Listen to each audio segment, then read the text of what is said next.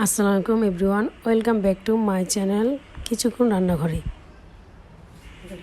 আজকে আমি আপনাদের তৈরি করে দেখাবো বিফ বিরিয়ানির রেসিপি।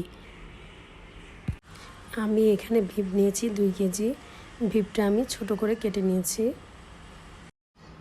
জয়ফল, স্টার, জয়ত্রী, পোস্ত, কাবাব চিনি, কালো এলাচ। ফ্রাই প্যানে দিয়ে দিলাম তেল, পেঁয়াজ দিয়ে দিলাম 1 কাপ,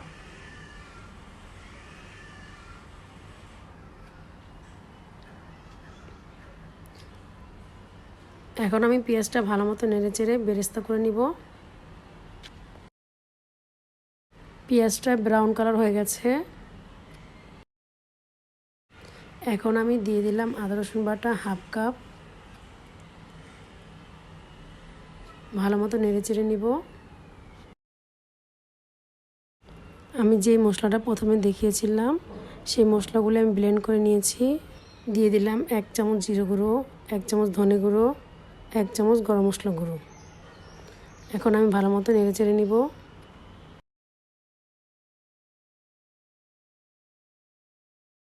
দিয়ে দিলাম 2 চামচ মরিচ গুঁড়ো, 1 চামচ লবণ, গরম মশলা। এখন আমি সব কিছু একসাথে ভালো মতো নেড়ে চেড়ে নিব। এখন আমি দিয়ে দিলাম 1/2 কাপ পানি। এখন আমি দিয়ে দিলাম বিফ।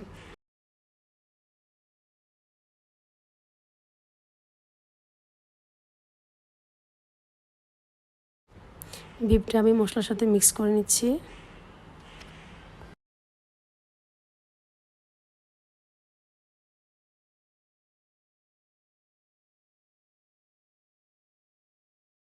এখন আমি দিয়ে দিলাম কাঁচামরিচ বাটা। এখন আবার ভালো মতো মিক্সড করে নিচ্ছি। এখন আমি ঢাকনা দিয়ে ঢেকে রাখবো বিফটা। বিফ থেকে যে পরিমাণ পানি উঠেছে সেই পানি দিয়ে আমি বিফটা কষিয়ে নিচ্ছি।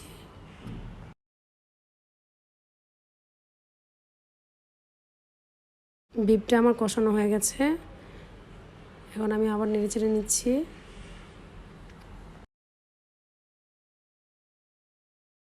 এখন আমি দিয়ে দিলাম 1/2 কাপ টক দই, 1/2 কাপ বাদাম বাটা। এখন আমি আবার সবগুলো একসাথে মিক্স করে নিচ্ছি। এখন আমি দিয়ে দিলাম 1 কাপ দুধ। এখন আমি সব কিছু একসাথে মিক্স করে নিচ্ছি। এখন আবার ঢাকনা দিয়ে রাখলাম। চিনি গুঁড়ো পোলার চাল নিয়েছি 1 কেজি। বিফটা হয়ে গেছে। এখন আমি ফ্রাই প্যানে দিয়ে দিলাম তেল, দিয়ে দিলাম 1 চামচ ঘি, 1/2 কাপ পেঁয়াজ। এখন আমি পেঁয়াজটাকে ভালো মতো নেড়ে চেড়ে নিচ্ছি। পেঁয়াজটা ব্রাউন কালার হয়ে গেছে। এখন দিয়ে দিলাম চালটা আমি এখন ভেজে নিচ্ছি। এখন দিয়ে দিলাম লবণ 1 চামচ। এখন আমি পানি দিয়ে দিচ্ছি চালের মধ্যে। পানি সবসময় আপনারা দিবেন 1 পট চালে 2 পট পানি।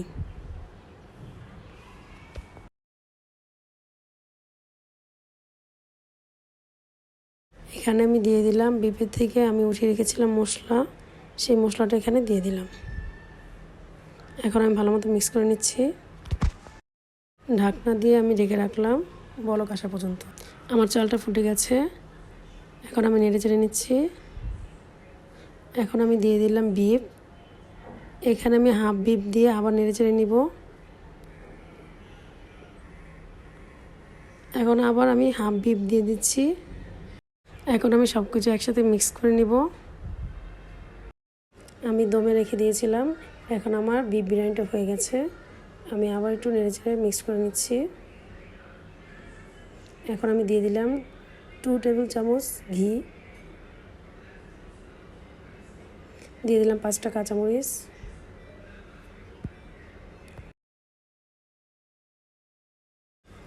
এখন আমি দিয়ে দিলাম পেঁয়াজ বেরেস্তা।